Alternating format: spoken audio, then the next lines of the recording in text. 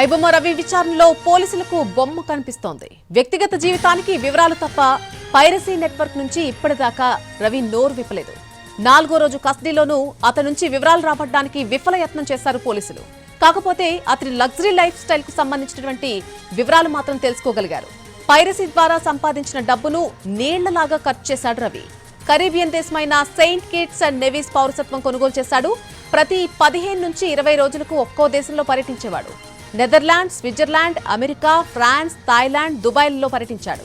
విదేశాల్లోని sophisticated సర్వర్ల నుంచి piracy network నడిపించాడు రవి. ఫ్లైట్లలో బిజినెస్ క్లాస్లో మాత్రమే ప్రయాణం చేసేవాడు. లగ్జరీ హోటల్స్ లో ఉండేవాడు. ఒంటరి జీవితాన్ని గడిపేవాడు. హైదరాబాద్, విశాఖపట్నాల్లో విలువైనటువంటి ఆస్తులు కూడబెట్టాడు. అతని అకౌంట్లో 3.5 కోట్ల రూపాయలను పోలీసులు గుర్తించారు. ఐబొమ్మ విచారణలో పోలీసులకు సినిమా చూపిస్తున్నాడు రవి. వ్యక్తిగత జీవితానికి వివరాలు తప్ప పైరసీ నెట్వర్క్ నుంచి ఇప్పటిదాకా ఎటువంటి వివరాలకు సంబంధించి కూడా రవి నోరు విప్పలేదు. 4వ రోజు కస్టడీలో కూడా అతడి నుంచి వివరాలు రాబట్టడానికి విఫలయత్నం చేశారు పోలీసులు. కాకపోతే అతడి లగ్జరీ లైఫ్ స్టైల్ కి సంబంధించి కొన్ని వివరాలు తెలుసుకోగలిగారు. అంతే తప్ప దానికి మించి ఎటువంటి వివరాలు కూడా తెలుసుకోలేకపోయారు. పైరసీ ద్వారా సంపాదించిన డబ్బును నీళ్లలాగా ఖర్చు చేశాడు రవి. ఇక 4వ రోజు జరిగినటువంటి విచారణకు సంబంధించి పూర్తి అప్డేట్స్ మా ప్రతినిధి రవి లైవ్ లో అందిస్తారు. రవి, ఈ రోజు 4వ రోజు కస్టడీలో విచారించినట్టుగా తెలుస్తోంది. అయినప్పటికీ రవి ఎప్పటిలాగానే నోరు విప్పలేదు, ఎటువంటి డీటెయిల్స్ చెప్పలేదని తెలుస్తోంది. పూర్తి ఇన్ఫర్మేషన్ ఏంటి? ఎస్ఎల్ని కొద్దిసేపటి క్రితమే 4వ రోజు కస్టడీ కూడా ముగిసింది. ఈ రోజు కూడా ఇలాంటి సమాధానాలు రాబట్టలేకపోయారు సిసిఎస్ పోలీసులు. 4 రోజుల పాటు కస్టడీలో ఇమ్మడి రవిని విచారించినటువంటి సిసిఎస్ పోలీసులు ఎథికల్ హ్యాకర్స్ సహాయం తీసుకున్నారు. కొంతమంది టెక్నికల్ ఎక్స్పర్ట్స్ సహాయం తీసుకుని తనను విచారించి తన దగ్గర నుంచి విషయాలు రాబట్టే ప్రయత్నం చేశారు. కానీ 4 రోజుల కస్టడీలో ఎక్కడా కూడా తను నోరు మెదపలేదు. కేవలం తన వ్యక్తిగత వివరాలు ఏవైనా ఉంటే అడగండి, వాటిని మాత్రం చెప్తానని చెప్పాడు. తను ఏ విధంగా ఖర్చు చేశాడు, ఏ దేశాల్లో తిరిగాడు అనే వివరాలు మాత్రమే చెప్పాడు. తాను ఈరోజు చెప్తున్నటువంటి ప్రకారం, ఇప్పటివరకు చెప్తున్న ప్రకారం వచ్చినటువంటి డబ్బునంతా కూడా ఎప్పటికప్పుడు ఖర్చు చేశాననే విషయాన్నే ఇమ్మడి రవి పోలీసులకు చెప్పారు.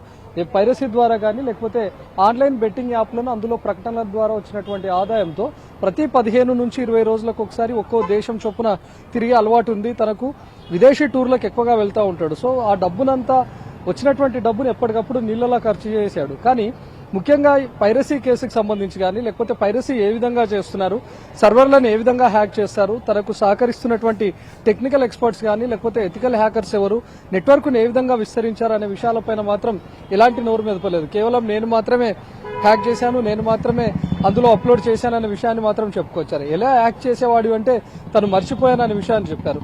తన దగ్గర ఉన్నటువంటి హార్డ్ డిస్క్లను ఇప్పటికే ఫోరెన్సిక్ ల్యాబ్ కు పంపించారు. వాటి ద్వారా కూడా వాటన్నిటిని ఓపెన్ చేయగలిగారు.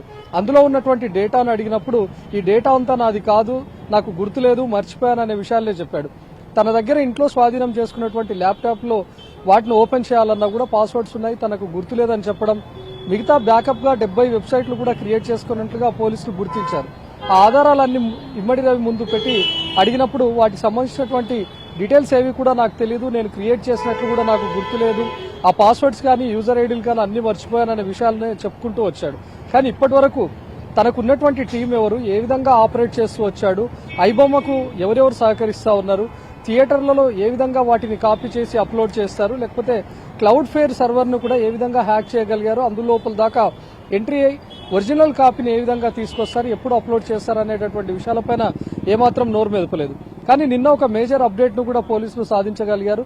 నిఖిల్ అనే ఒక ఫ్రెండ్ ఇమ్మడి రవికి సహకరిస్తున్నాడు, తననే పోస్టర్స్ అన్ని కూడా డిజైన్ చేస్తుంటాడు ఐబొమ్మకు అని చెప్పి ఆ డీటెయిల్స్ రాబట్టారు. కానీ నిఖిల్ ఎక్కడ ఉంటాడు అనేది ఇప్పటివరకు పోలీసులు ట్రేస్ చేయలేకపోయారు. నిఖిల్ చెల్లి కూడా తనకు సహకరిస్తోంది ఇమ్మడి రవికి, తనకు అకౌంట్లో కూడా చాలా మొత్తంలో డబ్బు కూడా వెళ్ళినట్లుగా తెలుస్తోంది. మరి తను ఎక్కడుంది అనే వివరాలు కానీ తన పేరు అనేటటువంటి వివరాలు కూడా రాబట్టలేకపోయారు. ముందుగా తన బ్యాంక్ అకౌంట్స్ ద్వారా ఎక్కడెక్కడికి ట్రాన్సాక్షన్స్ జరిగాయనే వివరాలను పరిశీలించేందుకు ఇప్పటికే సిసిఎస్ పోలీసులు పలు బ్యాంకులకు ఈ మెయిల్స్ కూడా చేశారు. ఆ అకౌంట్స్ కు సంబంధించినటువంటి పూర్తి డీటెయిల్స్ కావాలి, ఎక్కడెక్కడ ఏ అకౌంట్ల నుంచి ఎంత మొత్తంలో క్రెడిట్ అయ్యాయి, తను ఏ విధంగా ఖర్చు చేశాడు, ఎక్కడెక్కడ డెబిట్ చేశాడు అనే వివరాలన్నీ ఇవ్వాలి అని చెప్పి బ్యాంకులకు సిసిఎస్ పోలీసులు మెయిల్స్ చేశారు. ఆ డీటెయిల్స్ ఏమైనా వస్తే ఆ అకౌంట్ నెంబర్ల ఆధారంగా మిగతా వివరాలు బయటకు వచ్చే అవకాశం ఉంటుంది. కానీ ఈ 4 రోజు కస్టడీలో ఎంటైర్ ఐబొమ్మ నెట్వర్క్ కి సంబంధించి కానీ, బొప్పం టీవీకి సంబంధించి కానీ పైరసీ ఏ విధంగా చేస్తాడు, ఎంటైర్ ఇమ్మడి రవి ఏర్పాటు చేసుకున్నటువంటి నెట్వర్క్ పైన మాత్రం వివరాలు ఏవి కూడా ఇమ్మడి రవి నుంచి రాబట్టలేకపోయినట్లుగా తెలుస్తుంది. పూర్తిగా మౌనంగా ఉండడమే కాకుండా ఎలాంటి విషయాలు అడిగినా కూడా గుర్తులేదు, మర్చిపోయాననేటటువంటి విషయాన్నే పదే పదే ఇమ్మడి రవి చెప్తూ వచ్చాడు. మొత్తం 5 రోజుల కస్టడీకి కోర్టు అనుమతించింది. రేపటితో కస్టడీ కూడా ముగియబోతోంది. మరి 5 రోజుల కస్టడీలో తను ఎలాంటి విషయాలు రాబట్టాడు, లేకపోతే ఇంకా తనను విచారించాలి అనుకున్నా ఫర్దర్ గా బయట నుంచి పోలీసులు ఏవైనా ఆధారాలు సేకరించుంటే వాటిని మరోసారి కోర్టులో ఉంచి కస్టడీ పొడిగించమని కోరే అవకాశం కూడా ఉంటుంది. నిన్న మధ్యాహ్నం హైదరాబాద్ సిపి సజ్జనార్ కూడా ఇక్కడికి చేరుకున్నారు. సజ్జనారే స్వయంగా ఇమ్మడి రవిని దాదాపు గంట పాటు విచారించారు. తన దగ్గర నుంచి కూడా విషయాలు రాబట్టే ప్రయత్నం చేశారు. కానీ అక్కడ కూడా సేమ్ ఆన్సర్స్ చెప్పాడు. హార్డ్ డిస్క్లు ఏవి కూడా ముందుగా తనది కాదు అని బుకాయించాడు. కానీ పోలీసులు లైవ్ గా వెళ్లి అక్కడ స్వాధీనం చేసుకున్నప్పుడు ఆ వీడియోస్ అన్నింటినీ కూడా తన ముందు ఉంచారు.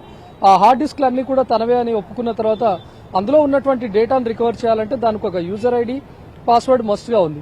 ఆ యూజర్ ఐడీలు కూడా చెప్పకపోవడంతో రెండో రోజే వాటన్నిటిని ఫోరెన్సిక్ ల్యాబ్ కు పంపించారు.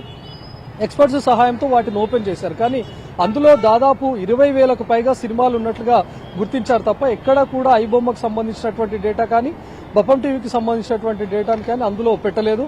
ఇతర దేశాల్లో ఉన్నటువంటి సర్వర్ల వివరాలు తెలిస్తే తప్ప వాటిని గుర్తిస్తే ఏ విధంగా ఆపరేట్ చేసేవాడనేది తెలిసే అవకాశం ఉంటుంది. ప్రస్తుతం పోలీసులు అనుమానిస్తున్న ప్రకారం నెదర్లాండ్స్ లో, అదేవిధంగా కరేబియన్ దీవుల్లో మెయిన్ సర్వర్ ఉన్నట్లుగా అనుమానిస్తున్నారు. వాటి వివరాలు తెలిస్తే తప్ప ఎంటైర్ ఐబొమ్మ నెట్వర్క్ బయటకు వచ్చే అవకాశం లేదు. Right Ravi, thank you for the live update.